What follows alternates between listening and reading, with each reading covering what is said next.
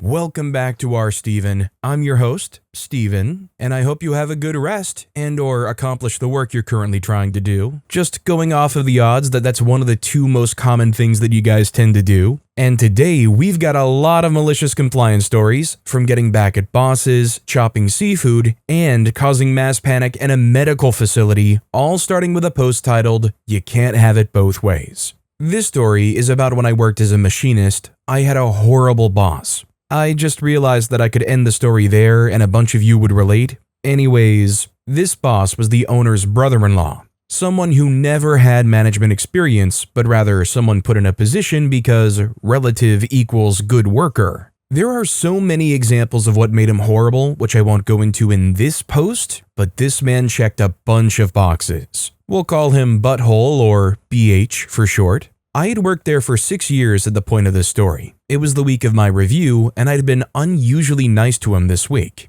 This was also right after one of the sales guys had come over. I was having a chat with BH and a sales guy came up. He says, I was going through the numbers over the years, and do you realize that over the years of OP being here, the amount of rework coming out of his area has dropped and profits are up about 400% over the guy he replaced? He started talking some more, and BH cut him off and gave him a look. Sales guy looked at me and back to BH and then walked away. I knew I had some info that I wasn't supposed to know, and he knew I knew. Eventually, I was called in for my review. There were 4 pages of categories scored 1 to 10. It was very routine. All my scores were very good, and in turn, I was feeling good. We finished that up, and I signed it as stating that I was in agreeance. He slid it to the side and pulled out a totally different piece of paper. "Now that the review for the company is over, this is the stuff about you I have noticed." The piece of paper outlined that I spent too much of my time socializing with others, which significantly reduced my productivity. It also stated that I spent too much time in the bathroom and needed to adjust my diet so I would refrain from using the bathrooms at work. He had broken this into 3 neat paragraphs, and I don't remember the exact wording.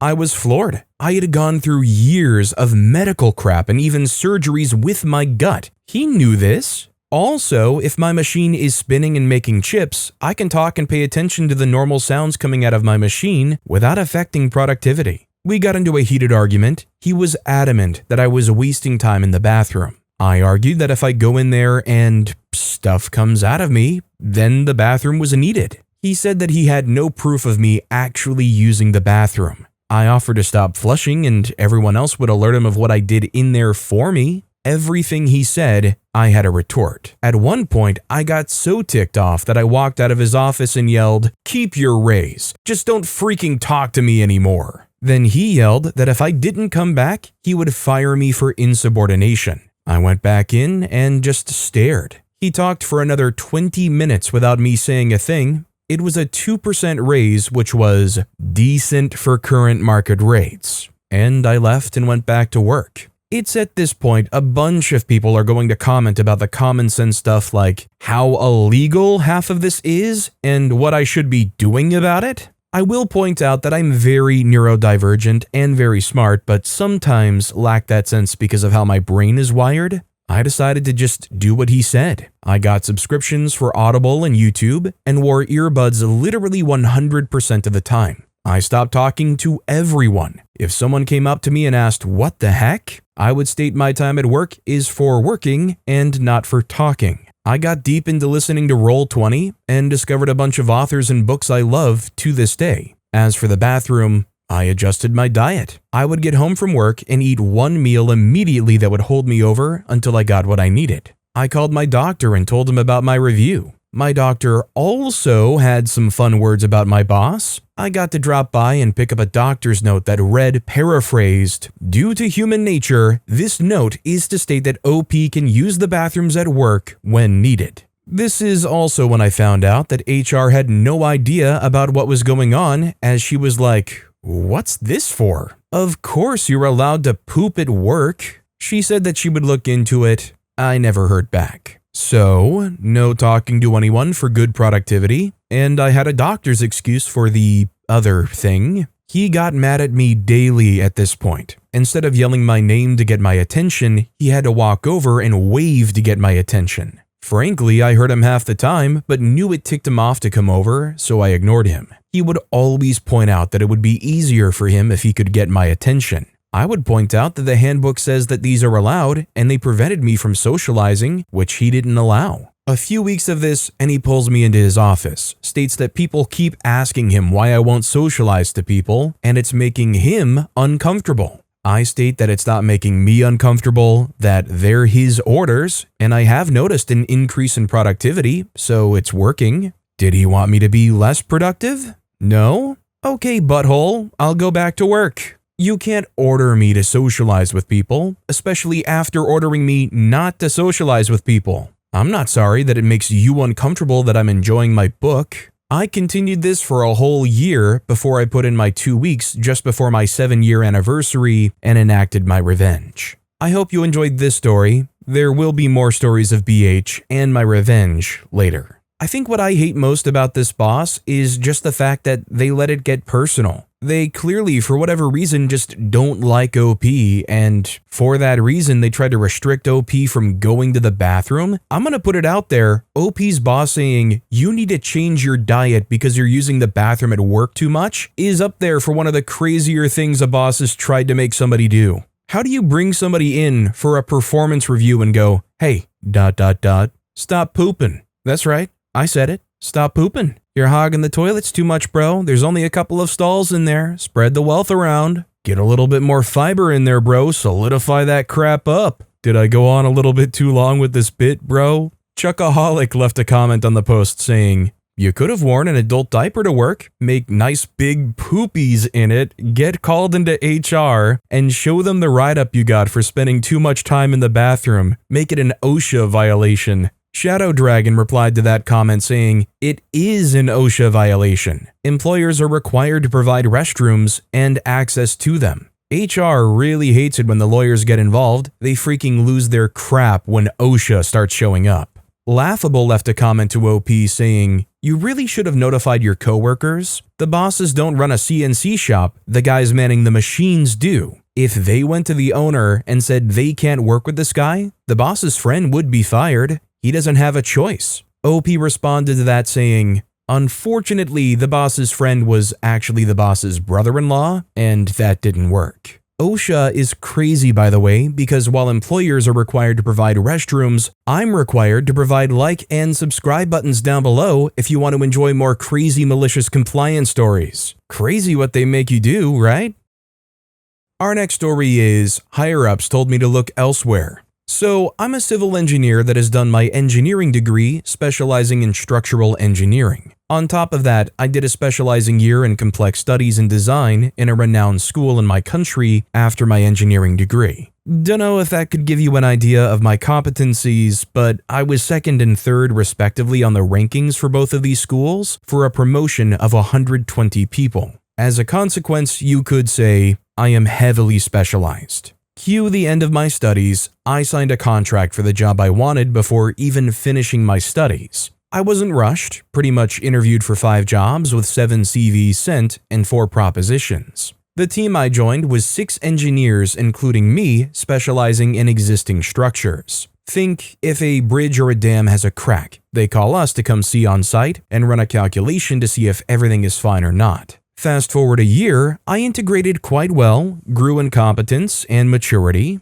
After the second year, I've gone from the guy asking questions to the guy they came to when people needed answers. All was well, I got raises every year and bonuses with compliments, all the good stuff. Stuff began to go bad after the third year. At the third year, I was more or less the go-to guy for complex projects and when people didn't find answers. As such, I asked to move forward from project manager to a more back position we call technical referent. Basically, you keep producing as usual, but some of your time is dedicated to standard compliance for the team and answering deeper subjects that are passed through the year. It's not something that existed in this firm, but exists in a lot of firms here. I proposed this because at the time the team had grown to 12 people. Thanks to my participation in a more complex project, we even had grown our sales by 30% in 3 years. We had raised more people as project managers, As a consequence, with basically 2 people taking the part I couldn't do when becoming a referent, it became a new possibility. Even my chief and the chief of my chief told me in a yearly review that a lot of the projects we had at the time were because I was here. Anyways, to become a technical referent, I told them I would need to get some formations to complete my technical knowledge,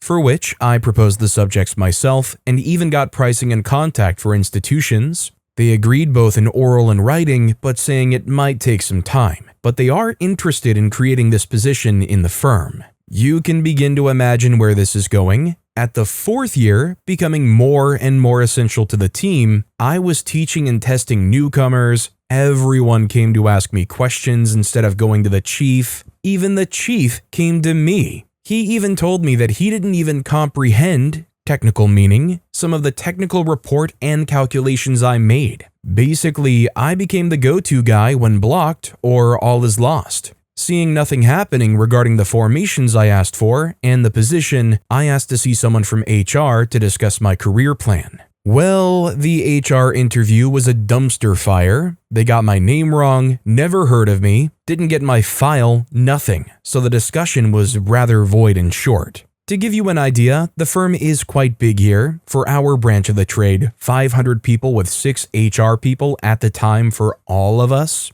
Funnily, the HR I saw was the one who recruited me. Came the yearly interview after with my chief. I pretty much said that I was beginning to have some doubt about their will to make me evolve. They did give me a raise, a bonus, and told me that they would do everything necessary to make me evolve as I asked. Now at my 5th year, 3 people left, 2 for geographical reasons to reunite with their family, and 1 because they realized they technically couldn't follow the team and the projects we worked on. Nothing happened for me. I was more or less one of the 2 pillars of our team, but no formations, no evolution, no nothing. Even had to fight to get a specialized computer for calculations. Try to run a complex FEM model on a 5-year-old i5 with 8 GB of RAM all day long, and you will feel my pain. Anyways, I asked to see my chief. I basically told him it has been 2 years, nothing has been done, please do something,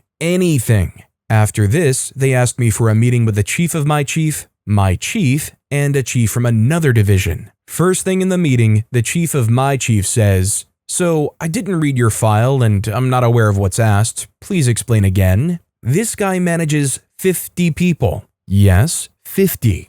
Fine, I explained again. After explaining, I was more or less crushed by 2 of them for an hour while my chief said nothing. Basically, I didn't make any effort, it's my job to answer everyone, I was asking for too much and stuff like that. To be true, at the 10th minute, I shut my brain off. At the end, I pretty much told them, if nothing is done, I would begin to look elsewhere, and many of the team which are looking at this situation might follow. They answered that I should look elsewhere if not satisfied, but they will see to meet my demands, which is quite a contradiction. Cue now 4 months later, where I was more or less treated as if I was sick, and I would transmit it to them by the hierarchy. I was told on multiple times the grass is not greener elsewhere, you might not find something better, but you might still want to look, and all the nice things you can imagine to keep someone. I get along with everyone in the team. All except my chief, who was indifferent, were quite irritated with what was happening for me. To note, most of them were taught by me at this point, with their skills inherited from me too.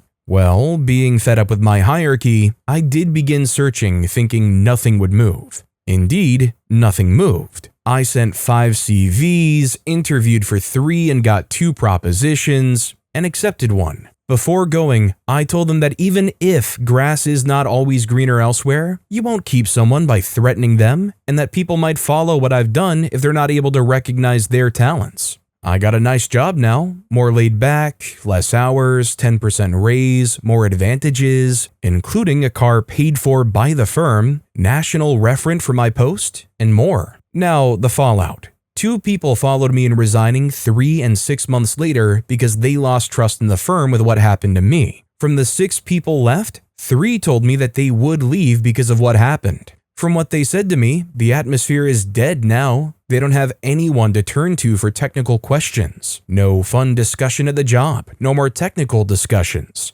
Pretty much a skeleton crew waiting to find better. To give you an idea, those guys are good. Tried to recruit 2 of them myself, but was refused because it's too far from their family. Understandable. I do try to send them job offerings I hear from and recommend them. When they're gone, the person with the most experience in the division except the chief would have 10 months experience. The medium experience time would be 5 months. They lost big contracts I carried. Some clients called me personally to ask what happened and said that they would give them the benefit of the doubt, but they told me that they didn't trust my chief because he screwed them over in the past. I went back some time ago to say hi. I was told the sales have gone back to the level 5 years ago before I was in the firm. A decrease of 35% of the time in the span of 9 months with 3 resignations. Even now, my past chief told me that now they don't even try to answer projects involving calculations that seem a bit hard because they don't have the competencies with me gone.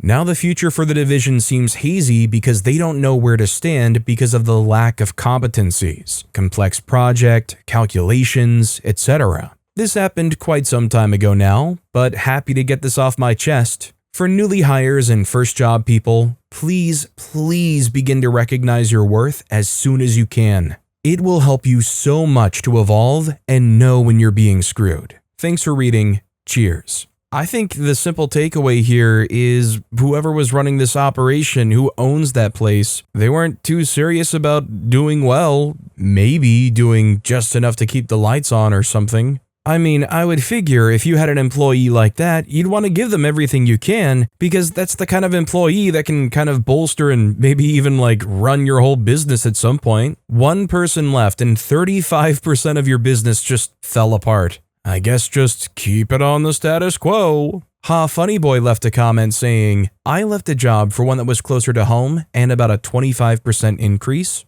When I reported the first day, I was told the manager that interviewed and offered the job to me was no longer there. He quit. After 4 months, everyone on the project I was on had quit. 5 people. I told my wife that if they didn't hire someone in 2 weeks that had experience on the software used, I was going to start looking. They did hire someone within that 2 weeks, but he had no experience on the software and could barely speak English. I started looking and within a week had an offer that was also much closer to home and a 25% increase. It gets messier, but I'll leave that to another time.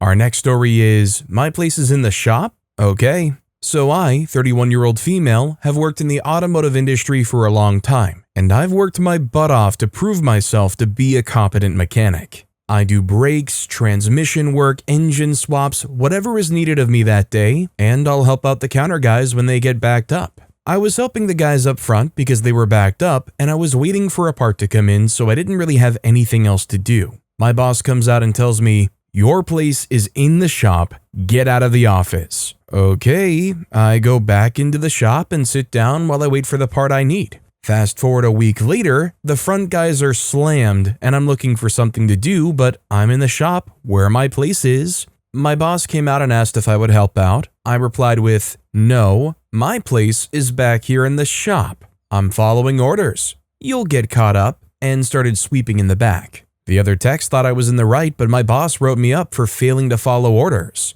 I'm confused. I stayed in my place. So, look, I once watched a pretty well-known and reputable documentary that once taught me and opened my eyes to the fact that rats can cook. If that can happen, anybody can work both back and front of house in a mechanic shop. In seriousness though, obviously it's sexism, and I kind of feel like OP while working in that place is probably never going to win. I mean, that's your boss acting like that. OP's always going to be in trouble or held liable for some nonsense. OP then added context in the comments saying, "I don't know if this gives any more context, but I'm the only female at my job. All the cleaning tasks and organization tasks get handed off to me as if it's a woman's job. I don't know if that's the intention, but that's how it feels." As I said in my post, I've worked my butt off to prove myself here. The techs don't even question my skill anymore, but I think my boss still does even if he doesn't say it out loud.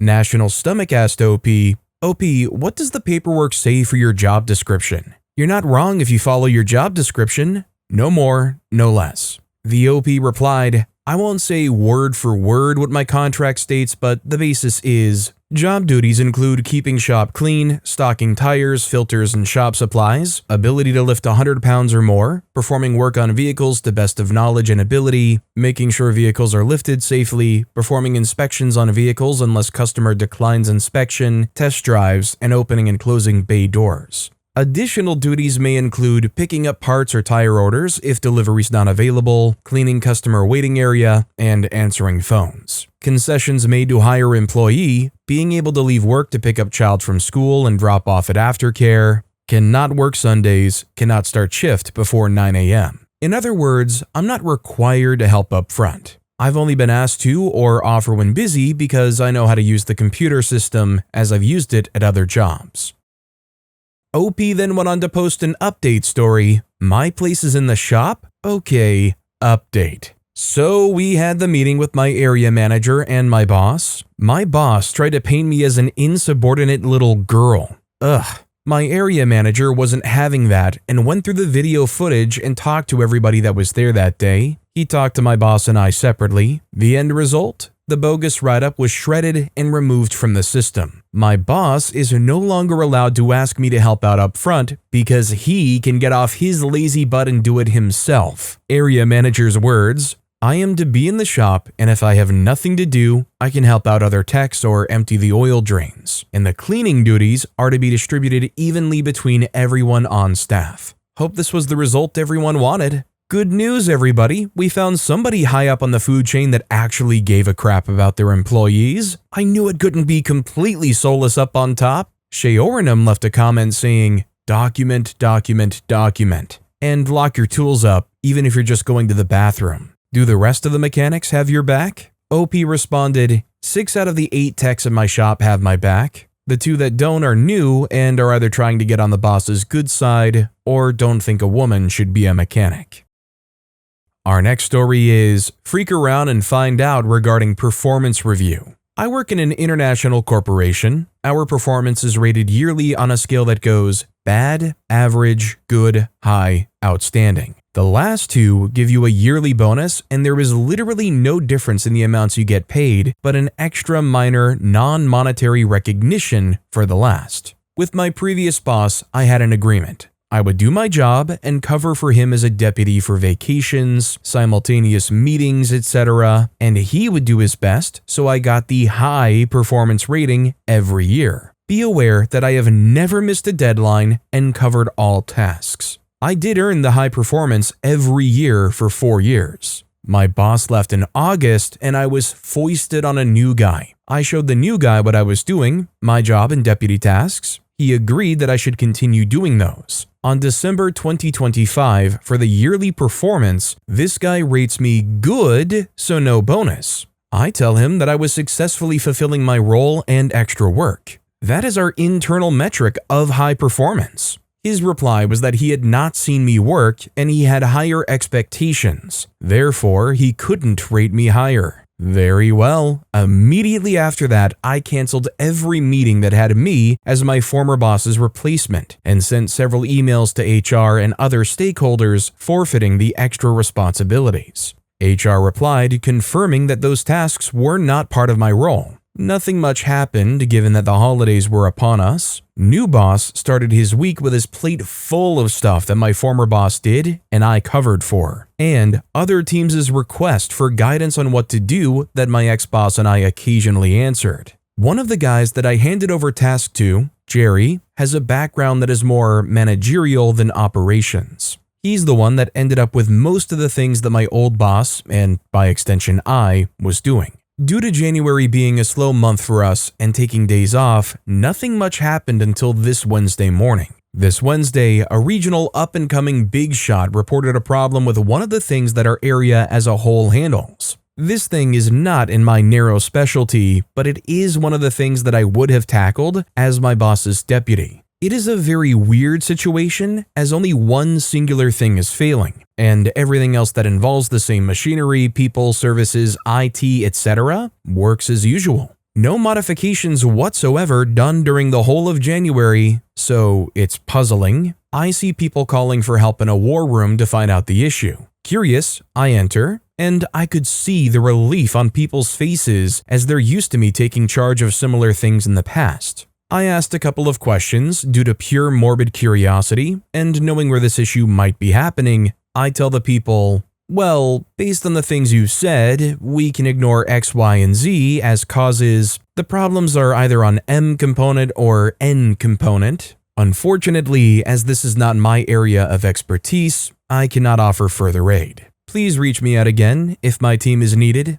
Well, you could see the disappointment in their faces, but totally understandable. They summon Jerry once I'm gone, and they start troubleshooting. Whole Wednesday passes, no solution, and people are going until very late in the night. Thursday starts with the team early working on it, and at some point they call my old boss at Nuco and his team as we have some TSA, Transition Service Agreement, going on. Eventually, my old boss informs them that they did a change in their IT services in December, which they had informed us, and for some reason we only saw the effect on Wednesday. This involves N component, highlighted in the previous paragraph, and of course, even though Jerry was informed of this, he couldn't do more as he lacked expertise. But the guys at Nuco did something on their side, and presto, all fixed. Problem solved. Everyone happy, right? Nope. As the reporting guy raised a fuss, saying that everything is topsy-turvy since the split, and they need things to work as usual. Be aware that Jerry is not a bad guy. These things are simply not his area of expertise. After the issue, Jerry comes to me asking if I can do these technical stuff again in his place, and I transparently say that since I'm not getting paid for it, I'm not doing anything beyond my scope.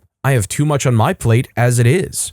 The week is ended, and the guy that raised the alarm is asking for internal changes, and before anyone asks, he is somewhat important, but not that important that due to his demands they'll give me a manager role, nor will they give me the tasks again. There is a clear delimitation of roles now. I got that in writing. However, I do expect to see some requests starting next week regarding what old boss did. It is unfortunate that I'm going to go on a short leave. If new boss asks for me to take those things, I'll reply that since the extra activities did not allow me time to fulfill his expectations, I had taken to heart his words and, with HR blessing, immediately started releasing my schedule from things that were clearly not in my scope. Yeah, one of the biggest, number one faux pas new bosses, new managers do when they walk in is they take a look around and they go, I don't know anything about how this process works, but I have a sudden insecurity and anxiety to try to get more productivity. Therefore, I, as a new manager and or boss, am going to change the process and somehow it'll all work even better than before. The second would probably be what this boss did. They walked in brand new. For whatever reason, which I find crazy, they were responsible for signing off and filling out the review paperwork. Why would this brand new boss be in charge of the yearly review paperwork? And you give somebody who has a sparkling record good, like a mid-tier ranking, just because you haven't worked with them long enough. Yeah, that employee really is ready to run through a wall for you now, boss. Run through a wall so they can get closer to decking you. Weekly Tension left a comment saying, every time I've come into a management role, I've had people asking me what changes I plan to make. It's funny how often people get confused when I tell them, I'm not making any changes right now. Then I follow up with, my plan is to learn what we're doing. Then to understand why we do things the way we're doing them, that is going to take time. Only after I know why we're doing things the way we're doing them will I start to make significant changes. That usually takes 6+ months, if not a year. It still blows my mind how often I've seen newly hired managers completely bomb because they don't know what's actually going on. OP responded to the comment saying, oh, new boss has been quite a while inside the company, but not my reporting lines at all. A bit of internal reorganization shuffled us, and he was informed what I was doing, he just not saw it fit to rate me higher. Well, the agreement that I had with old boss is no longer valid? Then the tasks I did extra are no longer my concern. Our next story is, you want wine? I'll give you wine. Probably not the dunk I think it is, but I still feel happy with the result. For context, I work as a salesman in a wine store. It's not a normal wine and liquor place, it's a curated selection. meaning we pick out all the wine that we sell. This is irregular in retail. Most selections are curated by the distributor. As a result, all the employees have to really know their crap, and we're regularly asked a lot of questions and need to give detailed and honest answers. Our customer base really likes us, and new customers are either pleasantly surprised by the experience or endlessly mad that we don't carry their name brand thing they like. Dang you, whispering angel. The other day, a couple came into the store at the recommendation of a friend. I'll call them Asher and Blake. Asher was very excited and was super happy when we had the bottles they had taken pictures of at a party the other day. Blake, however, immediately started making comments like, "Really? That one?"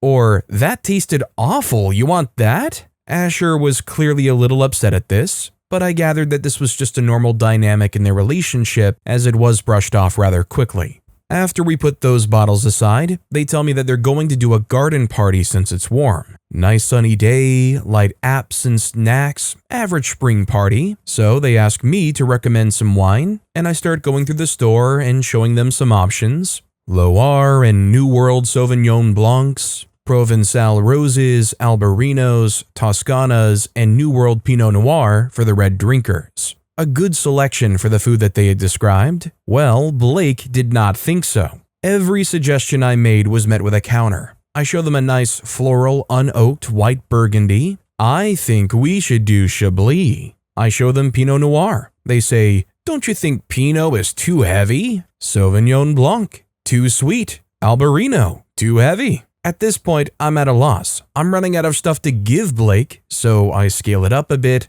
Offer some fuller-bodied wines. Not a great pairing to the event or the food, but not destructive. Blake is still not happy. Asher is clearly ticked at this point. They've been holding their tongue, but every denial makes their face a darker shade of red until they finally pop. Asher apologizes to me and says that they're going to go with my suggestions and tells Blake that they can pick out a bottle they want because clearly they're not willing to listen to me. I go through and put their cart together, listen to them argue a bit at the register, and then check Blake out after Asher storms out of the store. Whatever, I'm free of it. Asher is a saint for dealing with B. It's done. It was not done.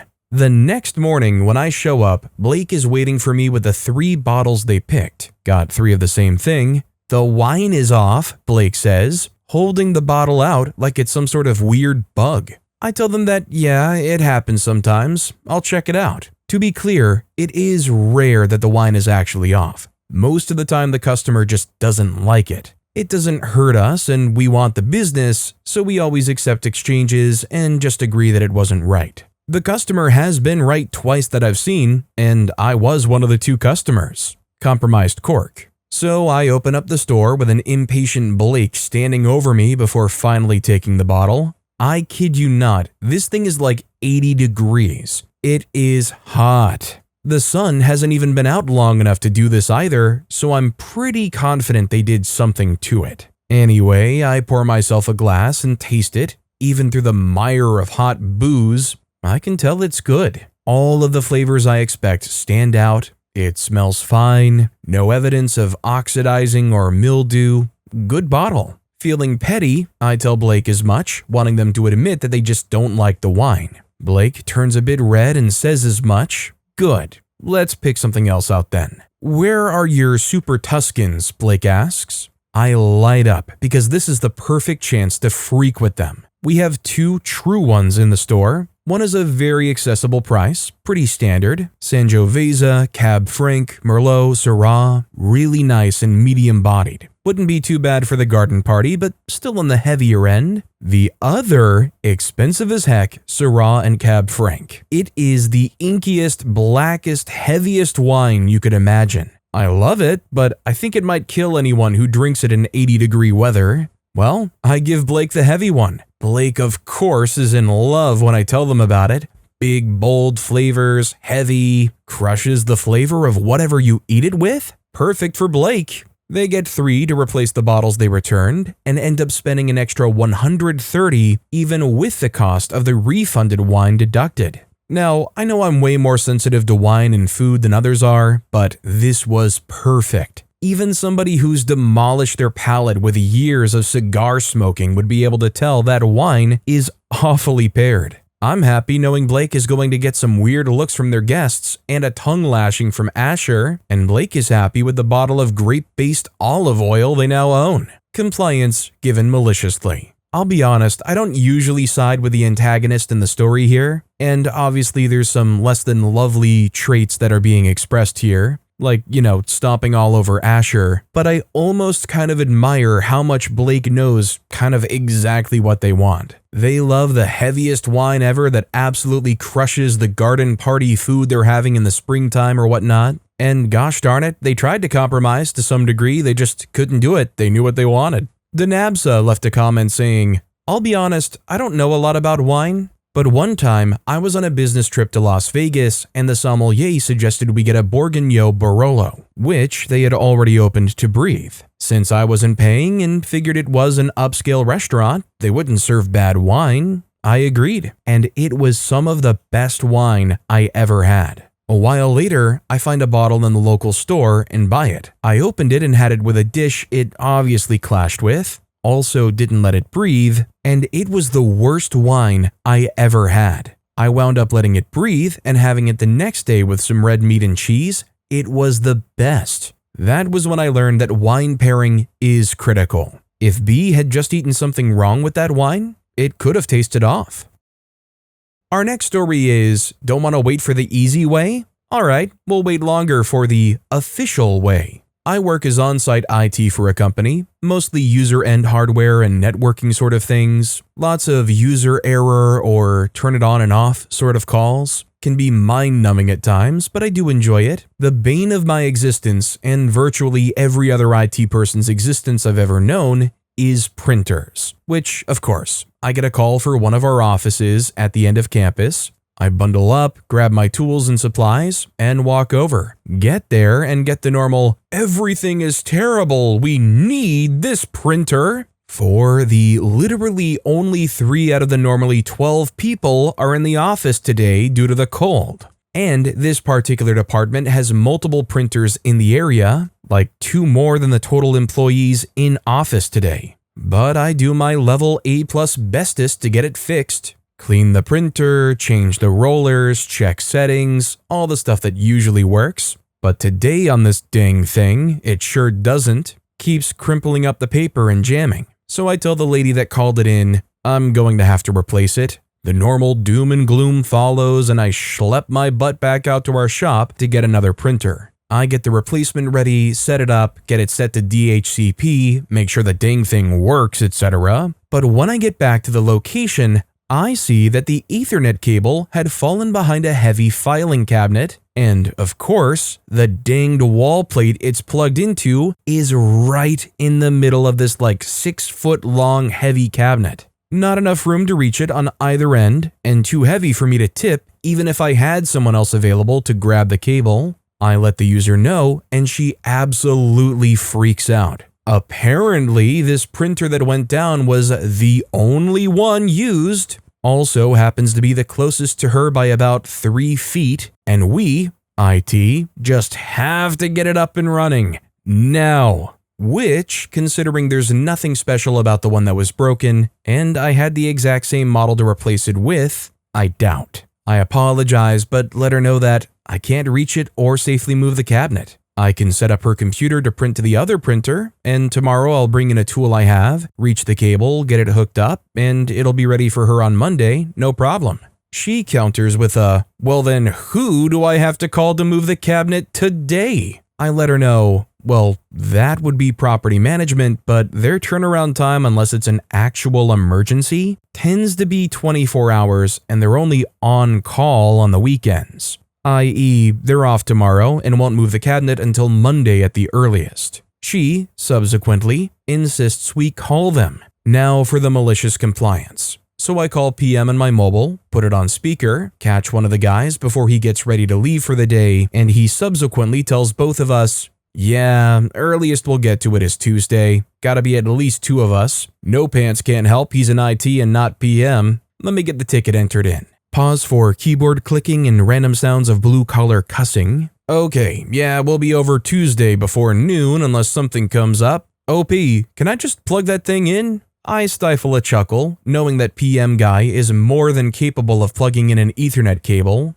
I say, yeah, unless you really want IT there, we can have a tech come over. Might have to check the schedule. I'm off Mondays and Tuesdays, so might have to push it back to Wednesday. This whole time, the user has the stunned look of someone that got smacked upside the head and is still recalibrating. The property manager guy says, no, we're fine. Tuesday before noon unless an emergency pops up, and he hangs up. I tell the user, well, that will work for us in IT. I'll get this old printer removed. Thank you for your patience. Once PM confirms that everything is done, we'll have a tech come by and make sure that the printer is still working and is networked properly. After I get back to the shop and told the other tech on duty, we had a heck of a laugh. I called PM and told him to go ahead and cancel. I'll bring my little grabber tool in tomorrow and get it hooked up. He said he'll wait until Monday since if he cancels the appointment, it'll trigger an email for the user since her name is on the ticket in the system. Well, I don't know, might have to hold on to next week.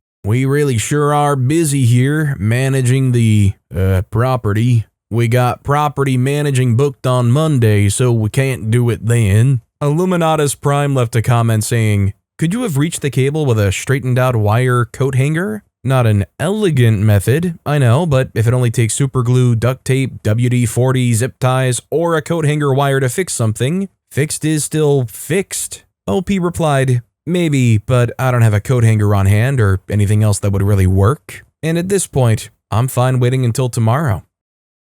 Our next story is Medical Facility 3X Widespread Panic Leading to One of the Worsties in Our Facilities Because I Followed the New Policy. I used to work at a medical facility where I was the sole approver of morning staff who worked at 6:30 a.m. As a staffer, I balanced the morning staff with the amount of expected care needed for patients in the morning. I worked in the ghetto, so we're always overstaffed and sent people home if they weren't needed. The basic mindset was, it was better to have the staff and not need them and send them home than not have the staff and struggle to find people to come into work. Eventually, our facilities were bought out and all of that changed. Exact staffed based on the exact need. And another new rule, we had a rule that said no one would be approved without all documentation sent over prior. We used to just get the docs while they were working and verified it. It is loosey-goosey, but it worked. Did eventually blow up in their faces though. Contract-wise, anyone that was not given proper notification of cancellation by 5 a.m. was to be paid at least 2 or 4, I can't remember, hours of pay, so staffing needed to be finalized by 5 a.m. I wasn't against the rule. It honestly makes sense, but the issue is reality. No one is up between midnight to 5 a.m. that's going to be at work at 6:30 a.m. Humans tend to sleep before a day of work. Staffing needs to be finalized by 5 a.m. Okay. Next morning, I'm calling people from midnight to 5 a.m. I got people cursing me out for waking them up if they answered. Most didn't. Next morning, staff was short 20 plus people. Keep in mind, my job is also to balance staff to account for those who call off or can't make it for any reason. It was facility-wide panic. I'm talking they called the new CEO, every department managers, all floor manager, staff emergency meeting level of why or how this happened. Keep in mind, medical facility, this could legitimately result in people receiving less care. Legitimately, people could pass on as they were grossly understaffed, and as a new investment facility, investors could pull out because of bad press.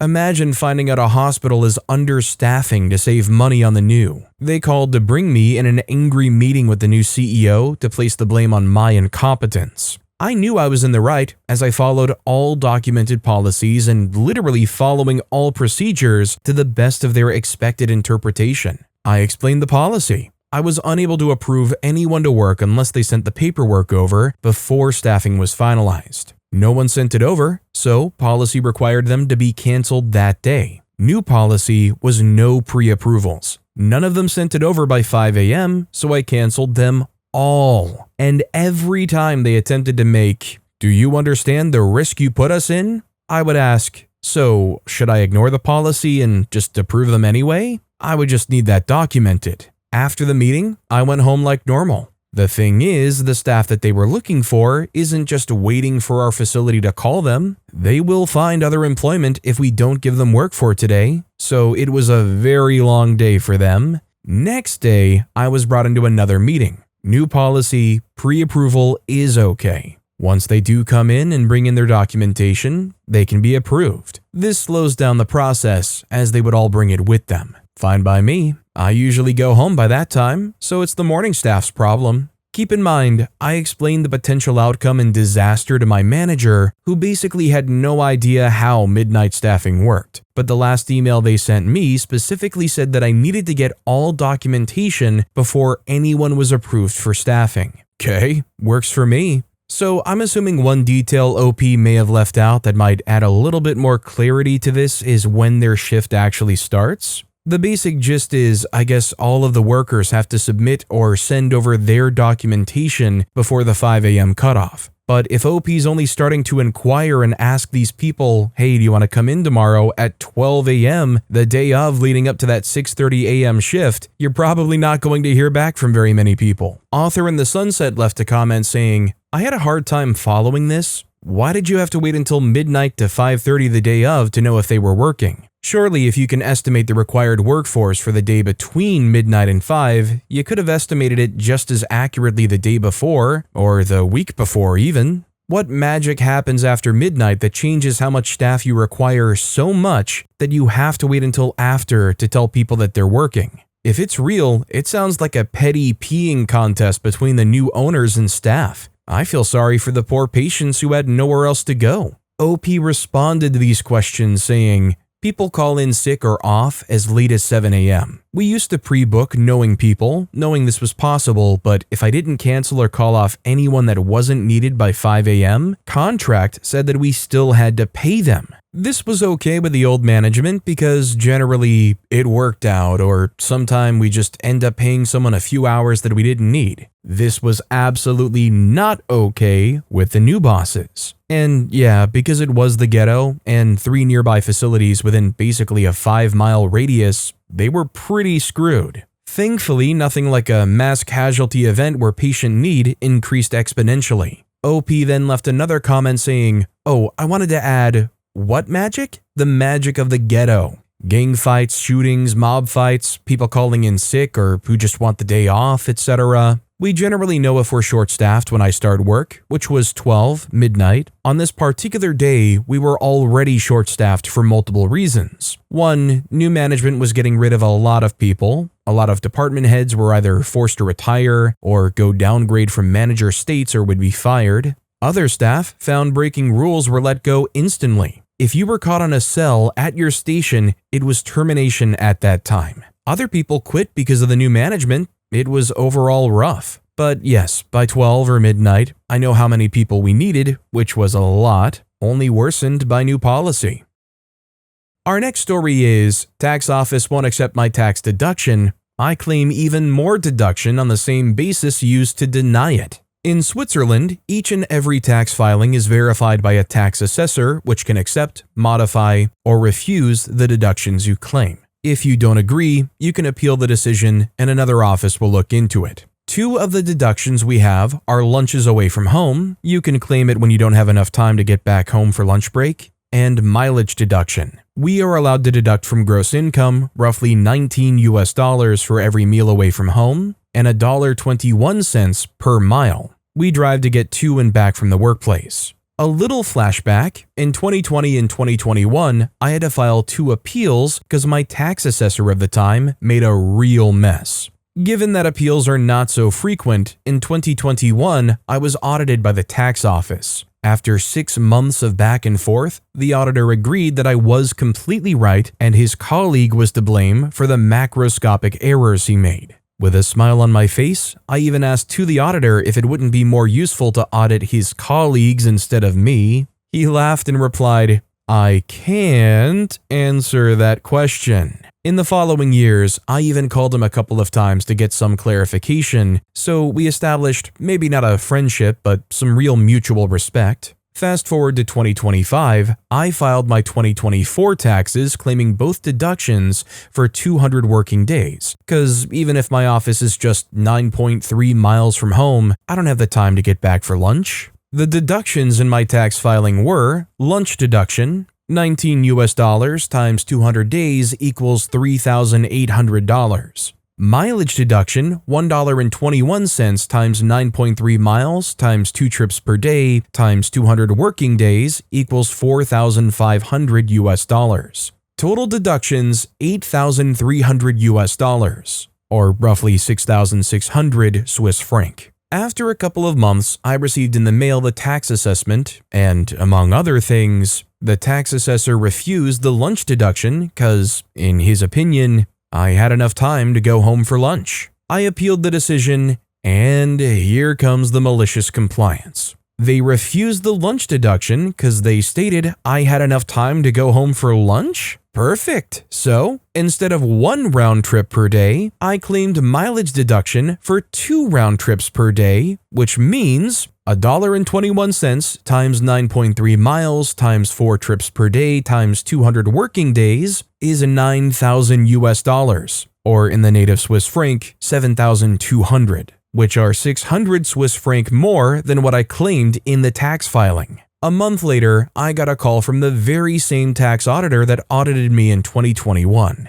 After a few pleasantries, the call went something like this. Look, OP, you know I'm calling because of your last appeal. I have to side with my colleague. Given the distance, we can't accept your lunch deductions. However, I also have to admit that if you have to go back and forth twice, you are entitled to claim more mileage deduction. Very well played. I could see the smile on his face, and a week later, I received a new tax bill. The taxable income was 600 Swiss franc, 750 USD, lower, and they even had to bear the cost of managing my appeal. I absolutely love when situations like this happen, but I feel like a situation like this kind of reminds me of why I'm not all that great at chess. You have to be really good at kind of visualizing everything that could happen 3 or 4 steps ahead. When it comes to a situation like this, I often find myself accidentally stumbling into them. The real geniuses out there are people like OP that see the situation and go, oh, well, you know what? Actually, that would be way better for me anyways. Me, I would be in that boat where I'm like, oh man, I can't even claim the stupid lunch deduction. And I would sit there for a bit and mope and contemplate crying.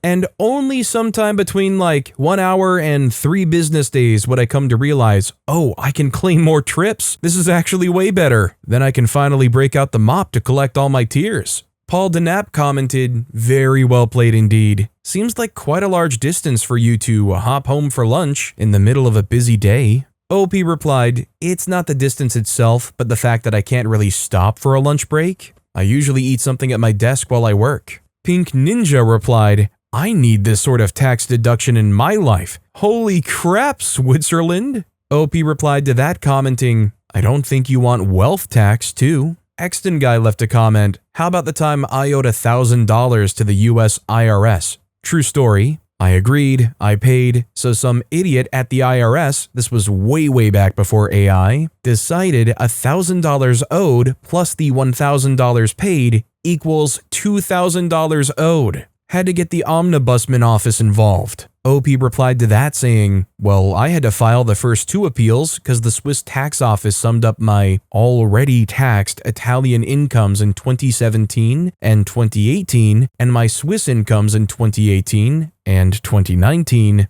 just because I attached the previous year's Italian tax filing to show Italian real estate value. And I even explained it in the notes. Moreover, he didn't even apply the double taxation agreement between Switzerland and Italy, which was signed decades before. Bureaucrazy at its best. Our next story is, tell me to call the emergency doctor for a phone order instead of recharting? Okay. I'm a clinical nurse in physical rehabilitation in Australia. I will never forget a lot of our residents, junior doctors, for being brilliant, but one resident I will never forget because he was awful. One fateful Thursday, I overheard him complaining to the consultant and registrar, "It's boring here, there's nothing to do." I know it's not the most high-energy place to be, and it's definitely not for everyone, but I thought that was a little rude and snide to say the least. This same doctor, only a day or two later, was asked to rechart a PRN as a needed pain order for a patient who was having a lot of pain for acute gout. We had already had to contact the emergency department medical registrar, we'll call them the ED MedReg for short, overnight the night before for a phone order for her pain relief, as there were no spaces left on our last PRN order, and at the time, we didn't have a doctor on call overnight at the campus I work at. Instead of recharting the order, the resident, who, remember, was apparently so bored and had so little to do that he complained both the registrar and the consultant about it, instead chose to write a sticky note telling the nurses to just call the ED MedReg for a phone order if she has pain overnight, and stuck it on top of the patient's previous PRN pain relief order. It would have taken him less time to rewrite the order, not to mention as if the ED MedReg doesn't have enough work to do in the literal emergency department. Seeing that note as the night duty nurse on charge and remembering that snide little remark of his made my blood boil. But it was, of course, nighttime and long past the resident's knockoff time, so when the poor patient inevitably had pain overnight, I had no choice but to call. The ED MedReg just so happened to be the same doctor as the night before, and rightfully was a little confused and slightly annoyed we were calling for the same phone order 2 nights in a row when surely the treating team should have written a new order during the day. He asked whether we had asked them to do so, and I told him about the sticky note and even read it to him. I remember a beat of silence on the other end of the phone before he said, "Right." Before giving me the phone order, I thanked him, apologized for having to disturb him, and went to help my patient. When I came on the next night, lo and behold, the resident had written up a new PRN order. In fact, we never saw a sticky note like that again, and PRN orders were rewritten in a timely manner. I don't know if that doctor ever got spoken to about his smug little sticky note, but I like to think he got a good talking to. Just because my patients aren't in the ICU or the emergency department doesn't make them and their health unimportant. They're still in the hospital and deserve proper inpatient health care. You know, I don't know how it works in Australia, but I would love to have known, is there a legal ramification here? Is it just like a potential career ender? If you don't start doing your job, I'm going to spread around the reputation and let people know employers will never want to hire you again because you literally let patients suffer under your watch because you didn't want to write on a piece of paper. Inadmissible Hug left a comment saying, "Woman, you on duty right now? Rehab can be boring for a resident, but this one is just lazy as freak. Might as well dump him in it." Back when I worked for a boring specialty that we shared a resident for, I always found bribing them with goodies got our stuff done. OP replied, "Nah, just had an afternoon shift and find it difficult to wind down." Yup, luckily this was a few years back, and we were all glad when he moved on. It was around Christmas time, so there were plenty of goodies, and we always share or bribe the doctors, including him. Didn't seem to motivate this one much.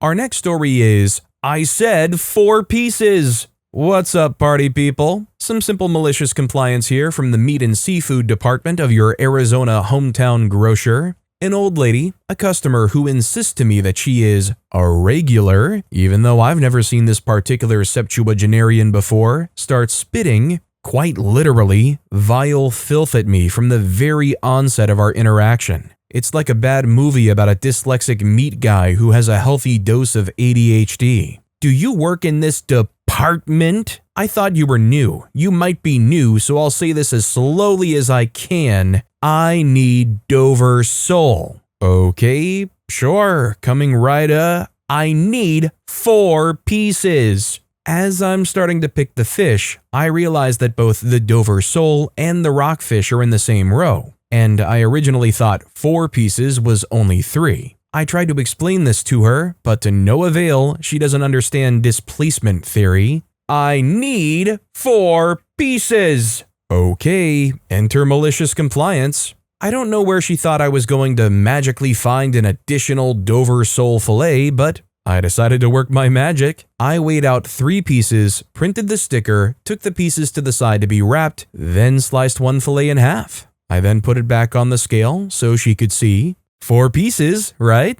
The crazy thing is that anytime I take a knife to a piece of meat or fish at the customer's request, regardless of the reason, I had to enter it as a choice cut. When I reweighed the whole thing, I knew it was going to be more money for the same amount of fish. It was literally double the price. She walked off with her seafood, looking like Bert at the end of any Bert and Ernie Sesame Street episodes, with a womp womp womp coming from a nearby trumpet. Up, dude. Here's what I do when I write. I have my phone, and whenever something I think happens that's a good malicious compliance, I type it in my notes on my phone. I've done that for like 4 or 5 things lately. I haven't posted in a while. This happened a couple of months ago. There was more to it than the just cutting the 3rd piece of fish in half and charging a fee for cutting and she gets 4 pieces yada yada. She was super funty to me, like big time. So I was like, oh yeah, we're making you a story. Even though there really wasn't much happening except that. You know, just through the writing alone, I feel like OP sounds like the kind of person that I wish I could bottle up some of the cheer and energy they seem to have in their life. Either that or they're putting on a really good mask through their writing. I mean, honestly, OP just kind of sounds like the kind of person that's just constantly like, yay, let's conquer this day today. I almost wish I had a voice in my head that was able to just cheer me on like that. But if you wanted to cheer me on in some form, you could check out the left video if you want to see another awesome malicious compliance story, or seize the day by checking out my latest video on the right. That said, whether you're getting up, in the middle, or laying down, I'll still catch you all next time with some more stories.